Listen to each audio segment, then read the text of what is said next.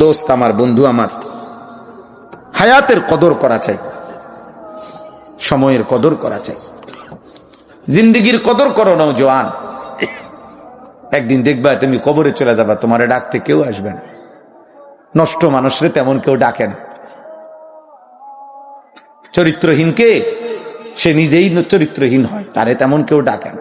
চরিত্রহীন লম্পটকে নিয়ে কেউ ভাবে না। সুর, ডাকায়, জুয়ারি, মদখোর, নেশাখোর, গাঁজাখোর, ফুট্টাখোর, বাবাখোর, ডাইলখোর, নারী লুভি, বেহায়া, দুশ্চরিত্র, লম্পট, চাঁদাবাজ, সন্ত্রাসী, মাস্তান, এগুলারে কেউ ভাবে না। বরং যথাসম্ভব কুত্তার থেকে যেমন বাঁচতে চেষ্টা করে, এই মানুষরূপী জানোয়ার থেকেও মানুষ বাঁচতে চেষ্টা করে। বেশি কথা কইও না ভাই, অভ্যাস খারাপ। কি করে না করে বলা যায় না। যাও কোন রকম পার হয়ে যাও। চরিত্রহীনকে নিয়ে কেউ ভাবে না, সবাই তার থেকে বাঁচতে চেষ্টা করে, সবাই তারে ফরহেজ করে চলে। এই জন্য ভাইয়া, নষ্ট হয়ে গেলে আখলাক, চরিত্র, নিজের আখলাক, ভদ্রতা, এই পৃথিবীর তোমাকে নিয়ে কেউ ভাববে কোন দরকার, কারো হাতে সময় নাই। বাস্তবতাই তো।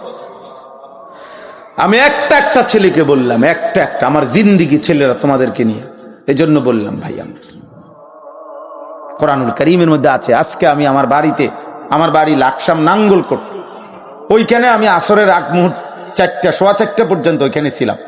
ওইখান থেকে আসছি।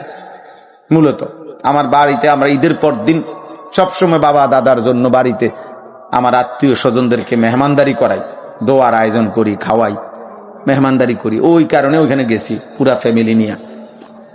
সময়ের অভাবে আমার দুই ছেলের বাসায় নামাই দিয়ে আসবো, এই সময় ছিল না। ওরা আমার সাথে নিয়ে আসছি গাড়িতে করে। একজন ঘুমাইতে এই পর্যন্ত আইছে, মাগরিবের আগ পর্যন্ত ওরা আছে, এখানে আছে। তো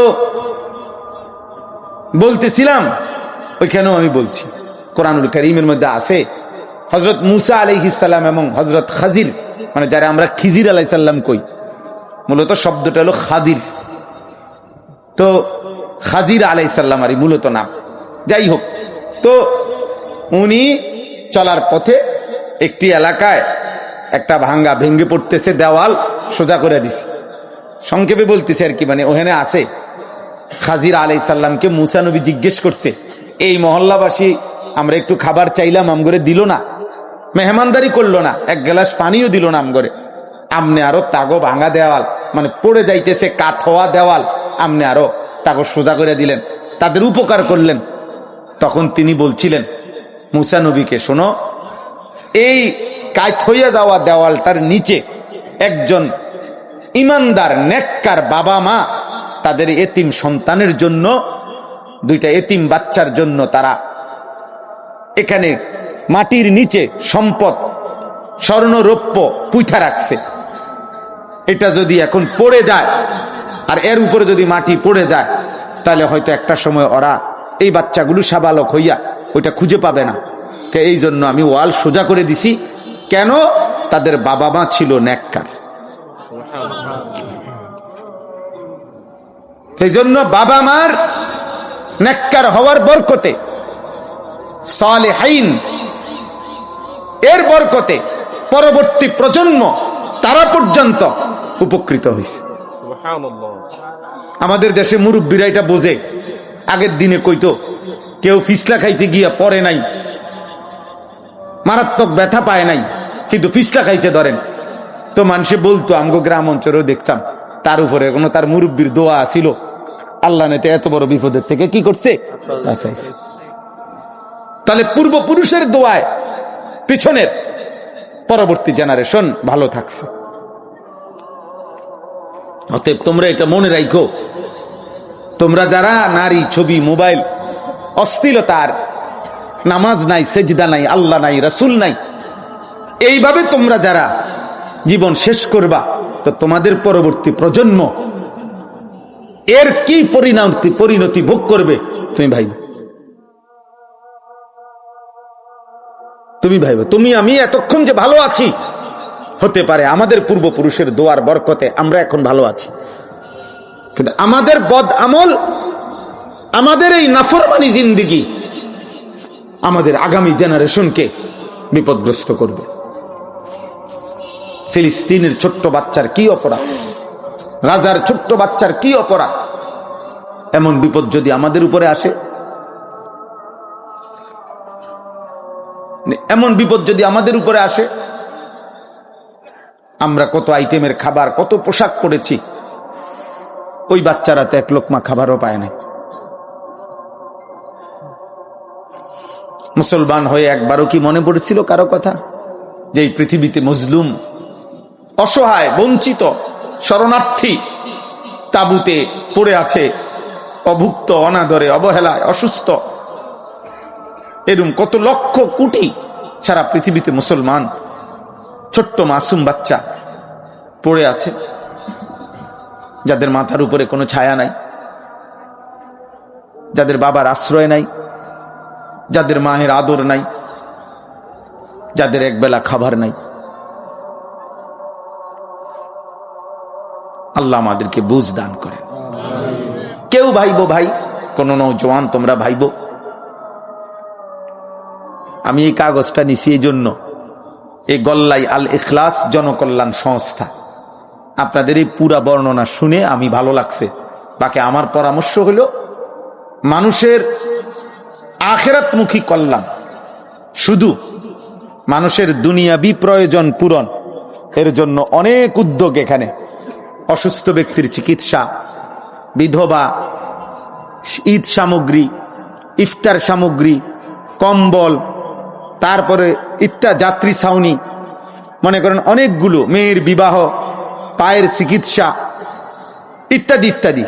আলহামদুলিল্লাহ, এগুলো মানুষের দুনিয়াবি প্রয়োজন পূরণ, এগুলো ভালো কাজ, মহৎ কাজ।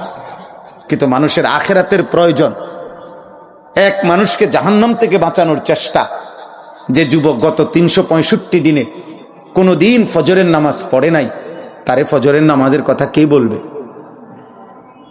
24 ঘন্টা প্রতিদিন রাত ভর যে উলঙ্গ ছবি দেখে, মোবাইলে নর্তকী দেখে, ওরে আল্লাহ চিনাবে কে? ওরে কবরের কথা মনে করাবে কে? ওরে জাহান্নামের ভয় দেখাবে কে?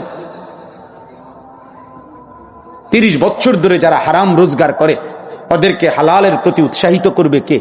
এর জন্য বৎসরে একটি মাহফিল যথেষ্ট না।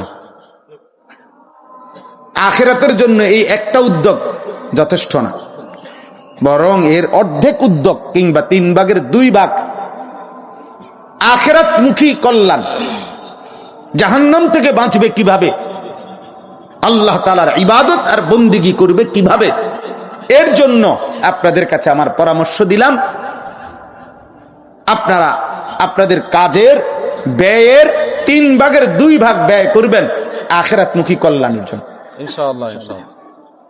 আর 1 ভাগ ব্যয় হবে দুনিয়াবি প্রয়োজন পূরণের জন্য। ওইটা আমি নিরুৎসাহিত করছি না, কিন্তু একটি মাহফিলে যথেষ্ট না, আরো ভিন্ন ভিন্ন উদ্যোগ নেবেন। আপনারা ফজর ক্যাম্পেইনের কাজ করেন, মহল্লার ছেলেপেলেরা মিলে 2 জন 4 জন মিলে ফজরের নামাজ আমি পড়ব, আমি আমার একজন বন্ধুকে ফজরের নামাজের জন্য উঠাবো। আমরা 2 জন হইলে 2 জন আবার ডাকবো, আরো 2 জনকে হবে 4 জন, 4 জন আবার ডাকবো 4 জনকে হবে 8 জন, এভাবে বাড়বে। আলহামদুলিল্লাহ, আমরা এই ফিকিরটা করি। আমি ব্যক্তিগতভাবে ফজর ক্যাম্পেইনের কাজ করি সারা বাংলাদেশে।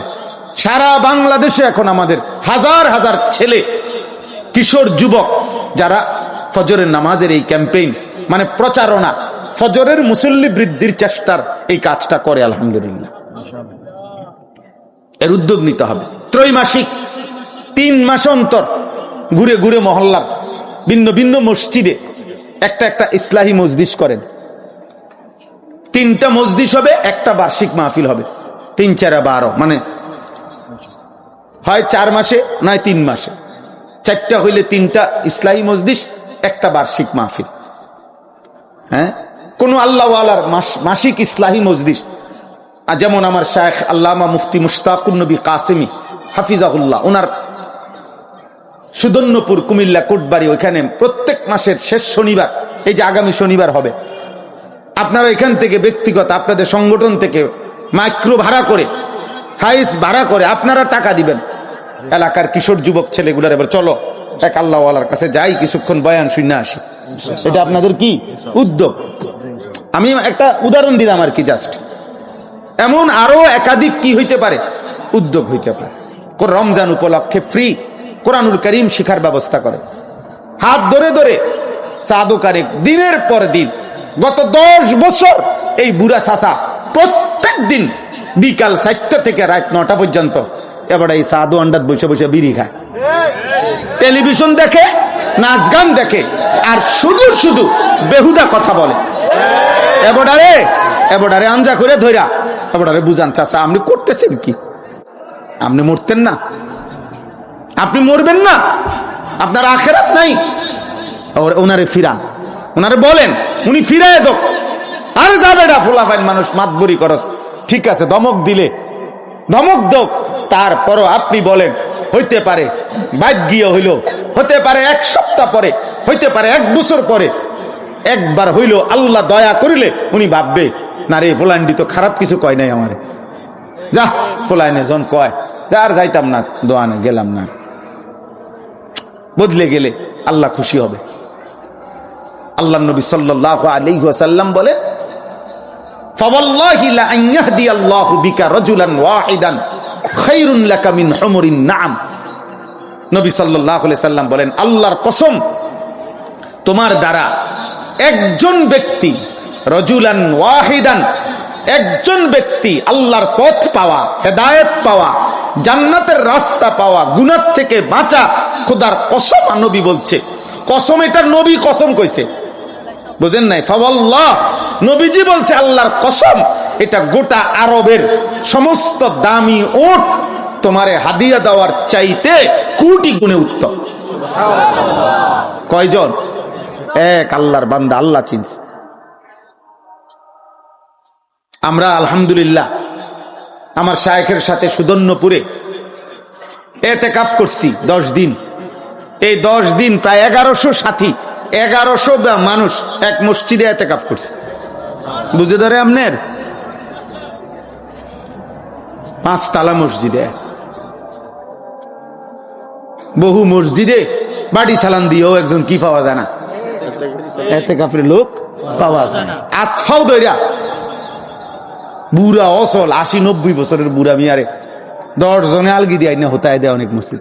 চাচা কোন রকম ইজ্জতের স্বার্থে, এটা গ্রামের ইজ্জত, 10 জনের ইজ্জত, আপনি কিচ্ছু করতে হইব না, আপনি শুধু পড়ে থাকবেন মসজিদটা, কদূর শুয়ে তাও নেই দূরে কি এর এতে কাপ, এটা হোতা কাপ,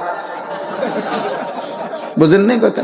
আপনারা দিছে হোতাই আয় না, যাইবার সময় যে যা পারছো, অথবা মসজিদ কমিটির টাকা 5000 দিছে, কিছু খাইয়েন বাইত গিয়া, এতে কাপ, এটা এতে কাপ হইল কিছু। আল্লাহ আমাদেরকে বুঝ দান করেন। এই জন্য দোস্ত, আমার উস্তাদে মোহতারামের কথা বলাতে আমি এগুলা বললাম। হুজুর যেহেতু উপদেষ্টা ছিলেন, আপনাদেরকে আজ জীবিত থাকলে তো তিনি বলতেন। আমি আমার উস্তাদের একজন ছাত্র হিসাবে আমিও মনে করি এটা আমারই সংগঠন। এই আন্তরিকতা নিয়ে আমি বললাম যে আপনারা দিনই আরো কি হইতে পারে, আপনারা এই উদ্যোগ নিবেন। আল্লাহ তাআলা এই নওজোয়ান ভাইদেরকে তৌফিক দান করে। চলেন আর একটু কথা একসাথে বললে শেষ হয়ে যাবে কথাগুলো। তো রাসূলুল্লাহ সাল্লাল্লাহু আলাইহি ওয়াসাল্লাম যখনই আযাবের ভয় দেখাইতেন, জাহান্নামের কথা বলতেন, তো মক্কার কাফেররা বিদ্রুপ করত, হইব আযাব, এরম কয় মাইত না। আমাকে দেশের তো অনেক মানুষ কয়, অনেক আও রাহো হুজুর রাখ, যত কয় অত না, কইতে লাগলে কেউ কম কয় না, ও মাইক পাইলে সবই কয়। ওটা একটা ঠেলা মাইরে হালাই দিল আর কথাটা উড়ে এলো আর কি। আরো হুজুরারও কত দোষ বেটা, তো আইলে দেখবা হুজুররা এত হুজুরের দোষ দেখে আপনিও দোষের উপরে থাকবেন নাকি? তাহলে এইরকম মক্কার কাফেররা প্রতিনিয়ত বিদ্রুপ করত, বিদ্রুপ করত। সবচেয়ে জঘন্য একজন কাফের নজর ইবনে হারেস, মক্কার একজন কাফের সর্দার, সে নবীজিকে বিদ্রুপ করে নবীজির সামনে সে হাত তুলে আল্লাহর কাছে বলতো, আল্লাহুম্মা ইন কানা হাদা হুয়াল হাক্কা মিন ইনদিক ফাআমতির আলাইনা হিজারাতাম মিনাস সামা আবিতিনা বিআযাবিন আলীম। এই বেঈমানে বলতো, আল্লাহ, এই মুহাম্মদ যে বলে আমগোর উপরে বলে আযাব আসবে, এইটা যদি সত্যই হয় তা আমনে এখন আমগরে আসমান থেকে আযাব হিসাবে পাথরের বৃষ্টি বর্ষণ করেন, অথবা তার চাইতে মারাত্মক কোন আযাব থাকলে দেন, চাই দেন। আল্লাহ নবীকে লক্ষ্য করে পাশে বসে বসে বিদ্রুপ করে এটা বলতো। অর্থাৎ তার বিশ্বাস ছিল আযাব বলতে কিছু হবে না। বুঝেন নাই কথাটা? এই জন্য এত বড় জঘন্য কথা বলতো। আল্লাহ তাআলা এই নাফরমান নজর ইবনে হারেসের কথার জবাব দিতে গিয়ে আল্লাহ তাআলা এই সূরা নাজিল করে এই প্রসঙ্গটা, আযাবের কথাটা, এবং সেদিন হাসরের ময়দানে পাপী জাহান্নামী নাফরমানের কি হবে সেই কথাটা সংক্ষেপে আল্লাহ তাআলা এখানে উল্লেখ করেছেন। এবার আপনি শুধু তর্জমাটা শুনেন, আপনি বুঝবেন। আপনারা একবার সহজ, আপনারাই বুঝবেন। আল্লাহ তাআলা বলতেছেন, সাআলা সাইলুম বিআযাবিন ওয়াকি'। হে নবী, এক ব্যক্তি আপনার সামনে প্রতিনিয়ত আমি আল্লাহর কাছে কাফের বেঈমান নাফরমান পাপীদের উপরে নিশ্চিত যেই আযাব, সেই আযাব কামনা করছে বারবার। আপনি বলে দেন, লিল কাফিরিনা, এই আযাব কাফেরদের জন্য নিশ্চিত হবে। লাইসা লাহু দাফি', পৃথিবীর কোন শক্তি, জমিনের কোন শক্তি আল্লাহর এই আযাব থেকে ফিরাইতে পারবে না, ফিরাইতে পারবে। কেন? কারণ মিনাল্লাহি যিল মাআরিজ, সর্বোচ্চ মর্যাদা সম্মান, অথবা দ্বিতীয় তাফসীর হলো 7 আসমানের ঊর্ধ্ব পর্যন্ত, অথবা তৃতীয় তাফসীর হইল জমিনের তলদেশ থেকে আসমানের 7 আসমানের ঊর্ধ্ব পর্যন্ত যত উপরে ফেরেশতারা গুলো, আল্লাহর ফেরেশতারা উঠতেছে, এই সর্বোচ্চ শিখর পর্যন্ত পূর্ণটার পূর্ণ 7 আসমান, তার ঊর্ধ্বে অথবা সর্বোচ্চ মর্যাদার অধিকারী যেই মহান আল্লাহ, এই শাস্তির ঘোষণা সেই আল্লাহর পক্ষ থেকে। আপনি বলেন বেঈমান, এটা কোনো মেম্বার চেয়ারম্যানের হুমকি না, এটা কোনো এমপি মন্ত্রীর হুমকি না, এটা 7 আসমান ও জমিনের যিনি মালিক, এটা গোটা কায়নাতের যিনি মালিক, আমাদের অস্তিত্বের সবকিছুর যিনি মালিক, জাররা জাররা বিন্দু বিন্দু সেই যার মালিকানাধীন, সেই তার পক্ষ থেকে এই আযাবের ঘোষণা। অতএব এমন মালিকের ঘোষণাকে এমন হেলায় ফেলায় মনে করা উচিত না। ফাজলামি সবখানে মানায় না, ফাজলামি কি সবখানে মানায় না, গারতারামি সবার সাথে ঠিক না। আল্লাহ তাআলা বলতেছেন, তারুজুল মালাইকাতু ওয়ার রূহু ইলাইহি। আল্লাহ তাআলা বলেন, যেই 7 আসমানের ঊর্ধ্বে সর্বোচ্চ মর্যাদার অধিকারী যেই মহান আল্লাহ, সেই সর্বোচ্চ মর্যাদায় তিনি যেখানে আছেন, ওই সর্বোচ্চ মর্যাদা পূর্ণ পর্যন্ত কোটি কোটি ফেরেশতা এবং জিব্রাইল ফেরেশতা সেই মহান আল্লাহর হুকুমে প্রতিনিয়ত উপরে নিচে আসা যাওয়া করতেছে, উঠতেছে, নামতেছে। আল্লাহ তাআলা বলেন, 7 আসমানের ঊর্ধ্বে আরশে আজিম থেকে আমার এক একটা আয়াত জিব্রাইল গ্রহণ করছে, আবার জমিনে আমার বন্ধুর কাছে নিয়ে আসছে, এখান থেকে আবার আমার কাছে যাচ্ছে। এইভাবে আমি আল্লাহ পলকে জমিনে ঘটনা ঘটতে দেরি, 7 আসমানের ঊর্ধ্ব থেকে জিব্রাইলকে পাঠাইতে দেরি হয় না।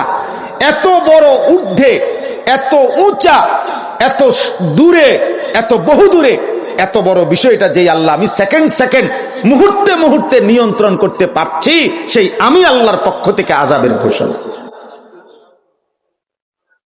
আল্লাহর শক্তি সম্পর্কে আইডিয়া দিল। হযরত আবু বকর সিদ্দিক রাদিয়াল্লাহু তাআলা আনহু, উনাকে আবু বকর সিদ্দিক বলে কেন? সবচেয়ে নবীদের পরে সবচেয়ে বড় সত্যবাদী এই কায়নাতে, আল্লাহর সৃষ্টিতে আবু বকর সিদ্দিক। সমস্ত নবীদের পরে সর্বশ্রেষ্ঠ মানুষ হযরত আবু বকর সিদ্দিক রাদিয়াল্লাহু তাআলা আনহু।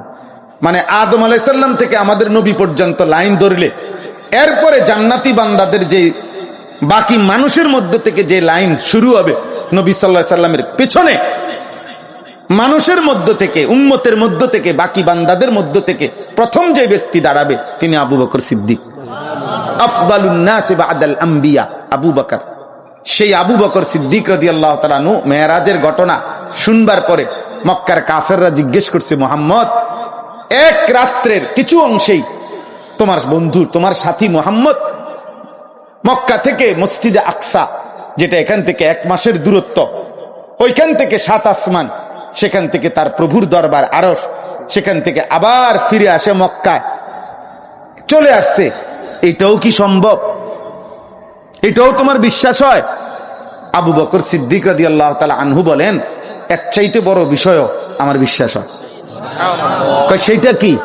সেইটা হলো এখানে জমিনের 1 সেকেন্ডের ঘটনা ঘটতেই, প্রশ্ন আসতেই সেই আরশ আজিম থেকে আল্লাহর হুকুম নিয়ে জিবরাইল সেকেন্ডের ভিতরে এখানে চলে আসে। এটা যদি সম্ভব হয়, এটা সম্ভব হবে না কেন? আবু বকর সিদ্দিককে নবী শুনে বলেন, আবু বকর, এজন্যই তুমি সিদ্দিক, তুমি হচ্ছ সবচেয়ে বড় সত্য, যে আমার কথাতে এক বিন্দু কোনোদিন সন্দেহ করো না, সন্দেহ করো না। আল্লাহ তাআলা বলেন, সেই আযাব কোন দিন হবে? নিশ্চিত আযাব হবে কিনা বলেন? কথা বলেন না কেন? তা আল্লাহ বলেন সেই আযাবটা হবে কোন দিন? ফি ইয়াউমিন কানা মিকদারুহু 50 আলফ সানা। আপনি বলে দেন বন্ধু, সেই আযাব হবে ওই দিন, ওই হাসরের দিন, ওই কিয়ামতের মাঠের দিন, যেদিন আল্লাহ বলে, বান্দা, যেই দিনের একদিন হবে, হাসরের ময়দানের দিনটা হবে 50,000 বছরের সমান।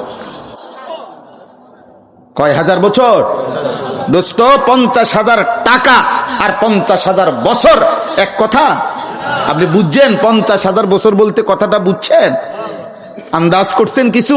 আমনের আমার বাপ দাদার 14 গোষ্ঠীর কত মানুষের, কত হাজার মানুষের হায়াত একত্র করলে হবে 50,000 বছর।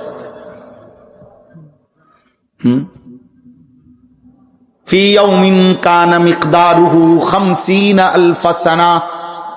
আল্লাহ বলে আযাব হবে সেদিন, যেদিন হাসরের ময়দানের দৈর্ঘ্য হবে 50,000 বছর। আযাব শুরু হলে চলতে থাকবে 50,000 বছর, দাঁড়িয়ে থাকতেই হবে হাসরের মাঠে 50,000 বছর। বলেন, আল্লাহ তাআলা বলেন, বান্দা, আজ তুমি বুঝলা না, তবে এটা শুনো, সেই আযাব নিশ্চিত, বিআযাবিন ওয়াকি', অবশ্যই হবে। ফাসবির সাবরান জামিলা। অতএব বন্ধু আমার, আপনি পূর্ণ ধৈর্য ধারণ করেন, আপনি ধৈর্য ধারণ করেন, আপনি ঘাবড়াবেন না, আপনি হতাশ হবেন না।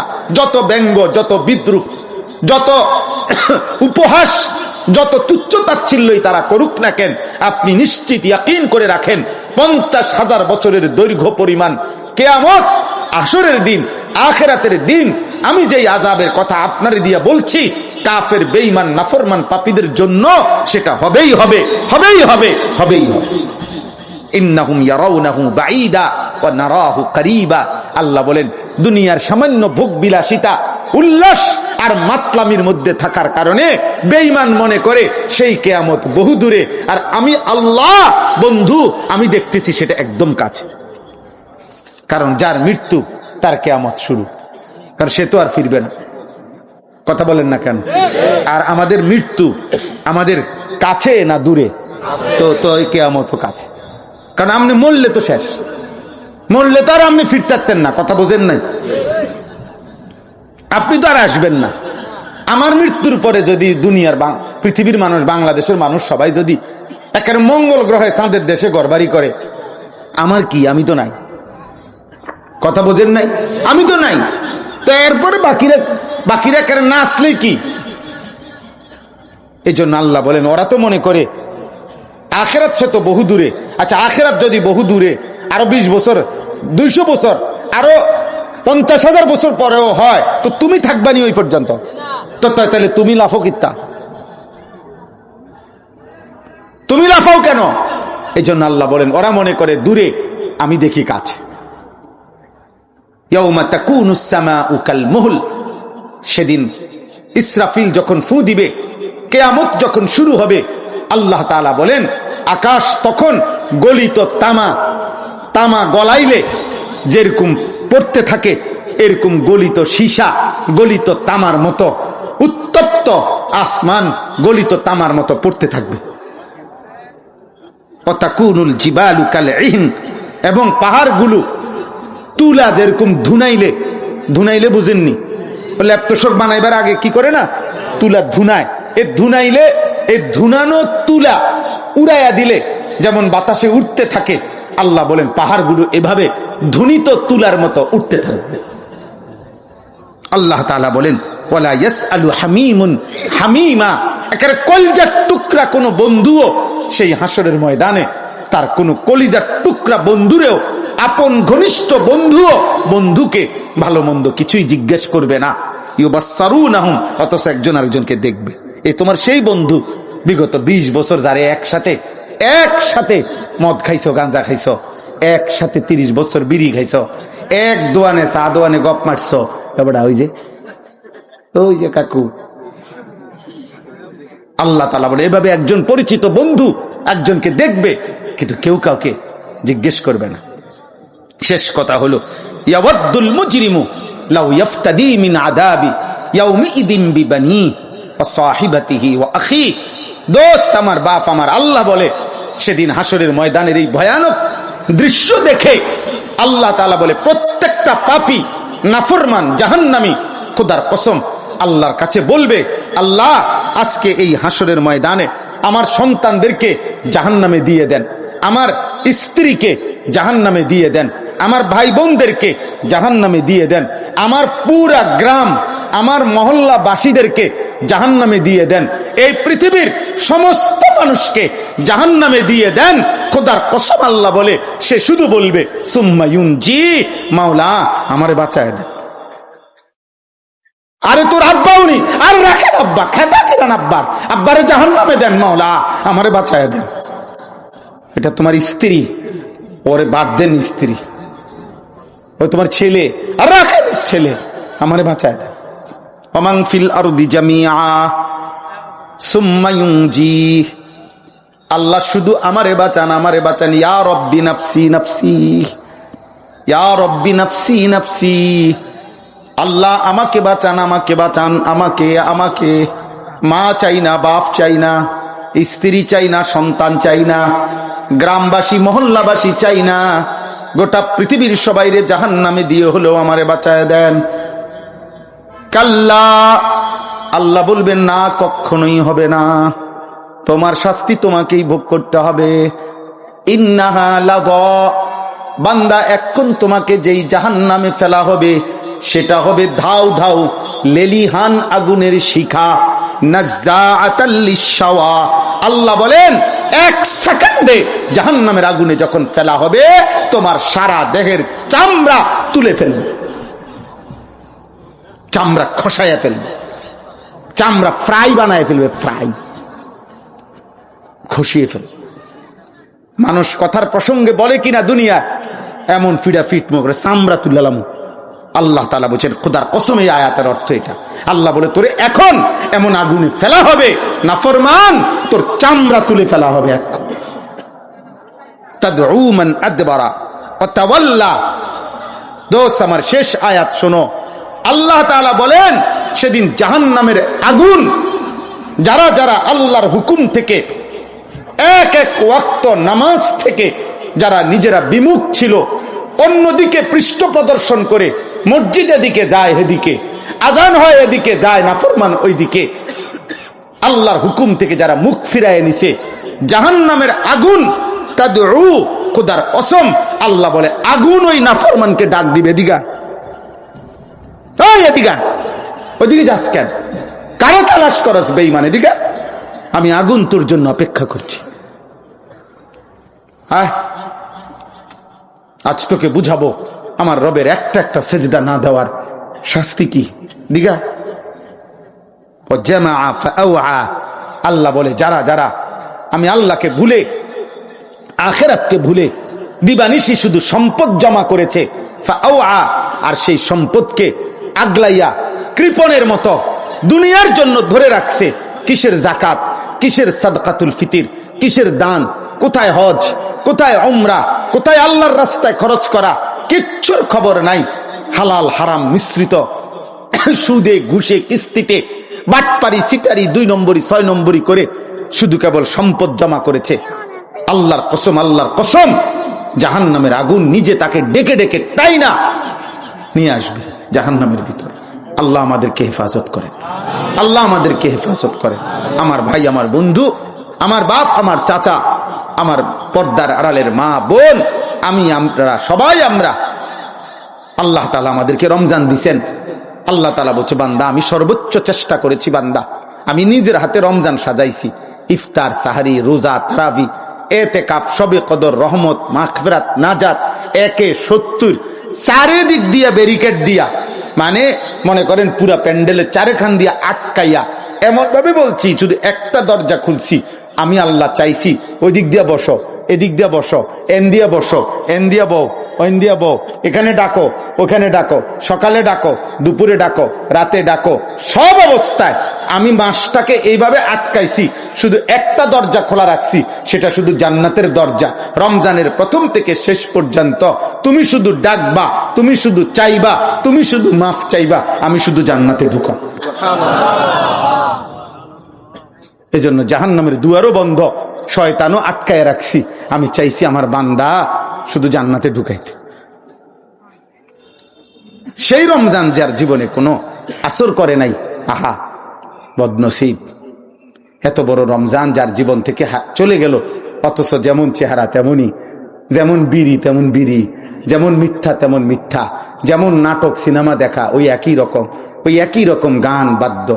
হায় ধিক তোর কপালে, আফসোস তোর জীবনে, আফসোস বদনসিব, দুর্ভাগ্য তোমার কপালে, অভিশপ্ত এই জীবন, আফসোস এই জীবনের উপর, যে জীবন এত বড় রমজান পেল, 30 দিন পূর্ণ পেল, কিন্তু জিন্দিগির কোনো পরিবর্তন করতে পারল না, জীবনের কোনো পরিবর্তনই হইল না। আল্লাহ তাআলা আমাদেরকে রমজান পরবর্তী আমাদের জীবন সুন্দর করার সবক, কলিজার মধ্যে এই ফিকির, জাহান্নামের ভয় আল্লাহ তাআলা আমাদের দিলে দান করেন। আল্লাহ তাআলা এই গল্লাই আল ইখলাস জনকল্যাণ সংস্থা আল্লাহ তাআলা কবুল করেন। আল্লাহ তাআলা আমার হুজুরের কবরকে নূরে নূরে ভরপুর করে দেন। এলাকার মহল্লার আশপাশের যত কবরবাসী আছে আল্লাহ তাআলা সকলকে মাফ করে দেন। মাশাআল্লাহ। প্রবাসী যারা এই মুহূর্তে, তো সারা পৃথিবীতে আমাদের বাংলা ভাষাভাষী যত প্রবাসী অনেক পেরেশানিতে আছে। সারা বিশ্ব পরিস্থিতি, যুদ্ধ পরিস্থিতির কারণে প্রবাসীরা ছটফট করছে। এখান থেকে, দেশ থেকে মা বাবা স্ত্রী সন্তান আহাজারি পেরেশানি করছে। আল্লাহ তাআলা যেন প্রতিটি প্রবাসী বাবা ভাইকে সুস্থতার সাথে, নিরাপত্তার সাথে রাখেন। আল্লাহ যেন ঈমান আমলের সাথে রাখেন। আমাদের পরম শ্রদ্ধেয় আল্লামা হাসান জামিল সাহেব খুব কাছাকাছি চলে আসছেন। ইনশাআল্লাহ এশার নামাজের পরপর ইনশাআল্লাহ হযরত বয়ান করবেন। আপনারা সবাই ইনশাআল্লাহ আবার জমে সুন্দর করে বসবেন। আল্লাহ তৌফিক দান করেন। এটা কি? আচ্ছা, মাশাআল্লাহ। গল্লাই দক্ষিণ পাড়া আল ইহসান ইসলামী সমাজ কল্যাণ পরিষদের উদ্যোগে আগামী 28শে মার্চ, এই মাসেই আগামী শনিবার মাহফিল, কালিয়ারচর দক্ষিণ বাজার সংলগ্ন মাঠ। সেখানে আলোচনা করবেন আল্লামা নজির আহমদ সাহেব, আর এতক্ষণ যিনি চিৎকার দিলেন তিনি মুফতি কাউসার মাহমুদ আর ওলামায়ে কেরাম। আমার বয়ান কখন? শেষ বয়ান ইনশাআল্লাহ। আল্লাহ তাআলা তৌফিক দান করেন।